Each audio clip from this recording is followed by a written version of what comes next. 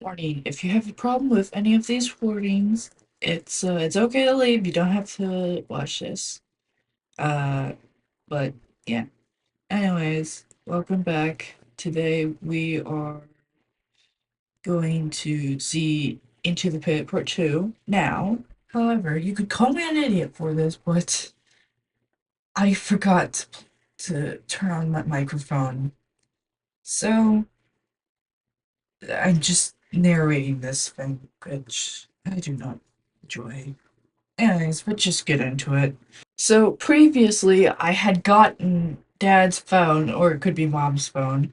But I had gotten a phone, uh, which I should use to call mom. Now, also previously, I did die, so that's why we're leaving right.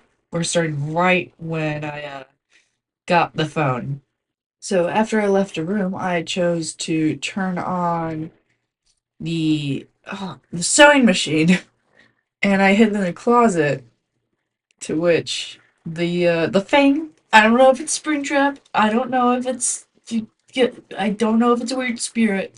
Uh, the thingy, the guy, turned it off, and I hid in the closet.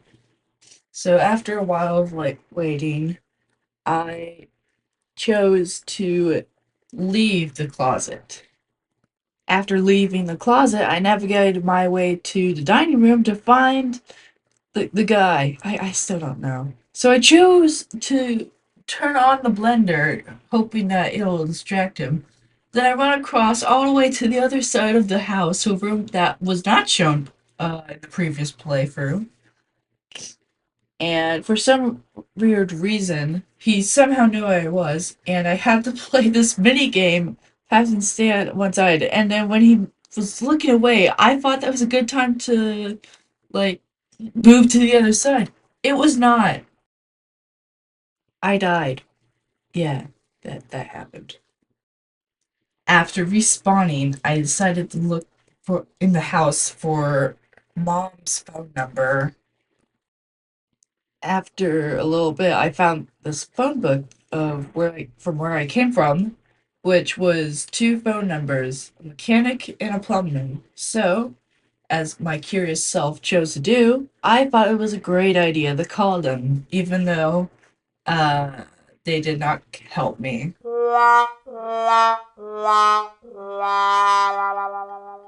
After leaving the closet, I found myself coming into the attic, which totally is the safest place in a horror film. Totally. After wandering around in the attic, I find my way into the most safest place in a horror film, the basement, where I got ye old pipe jump scare. Yep, habits and everything. After some time in the basement, I leave to find myself going back into the basement because of the thing. And I choose to hide in the chest. Nothing could go wrong. After entering the chest, trying to hide from him, I've met with this mini game where I have to press keys to swat spiders for some reason. Tiny Timothy's are being murdered at this instance. After some time, he chose to turn on the radio by using the battery I found in the basement. So, as you can see, I turn on the radio. Great idea. To where I think it's a good idea to go into the living room. To then realize there are no hiding spaces in the living room. None. So the guy turns off the radio, then I choose to turn on the TV because I'm an idiot. Then I go to the room where the radio was just on. And this is where things go downhill. So I run into the main room that connects the two thingies, the two rooms that people sleep in, the bed of rooms, to where I put myself in the closet with this same mini game. And what do you expect happens? I do the exact same thing and die. I totally survive in a horror movie. Totally. After screwing around, I finally find mom's phone number in the fridge, as you do. So I choose to hide under the table And then I get my cellular device called the phone, to where I call mom's number. And yes, this is a real number. Don't try calling it in real life. You'll just be disappointed. After calling her on the phone, this animatronic man over here comes around and just leaves the room. I don't know how he got in the room in the first place. I don't know which door he entered from. I could not move for a period of time because I didn't know what to do. Uh, until later, randomly, uh, mom comes to the door and I run to the door because I have no better things to do. And it turns out my mother's a nurse. She's probably the person that makes the most money in this house. After my mom is a little bit annoyed that I was wrong, apparently, she has me go back to my bedroom so I sleep the night off. But of course, since we're all idiots, we all just choose not to sleep and find a way to leave our house, apparently. That's right. You didn't hear it from me. You heard it from Oswald, not me, I swear. I finally go to the door so I can just leave the house, just run on off. Apparently, I have a map of the entire town. Man, do I have a lot of maps. Finally enter Jeff's Pizza, and then I go into the ball pit because that's what this game is called, Into the Ball Pit. Yeah, you should have expected this. I don't know what else you expected. Finally, I'm back in the old FNaF place, where I hear a child crying. I make my way over there to see a child literally trapped in one of these exosuit things. I forgot what they were called. But it's a terrible seeing his face. It's so compressed. It's compressed. So I need to look for a screwdriver to free the child, but to my amazing discovery on accident, I had accidentally fled the building into 1985, I believe. So I'm just trapped in the past. And then I get an achievement and an ending. This was not something I expected at all, so I was just amazed by this. And sadly, there were no credit scenes.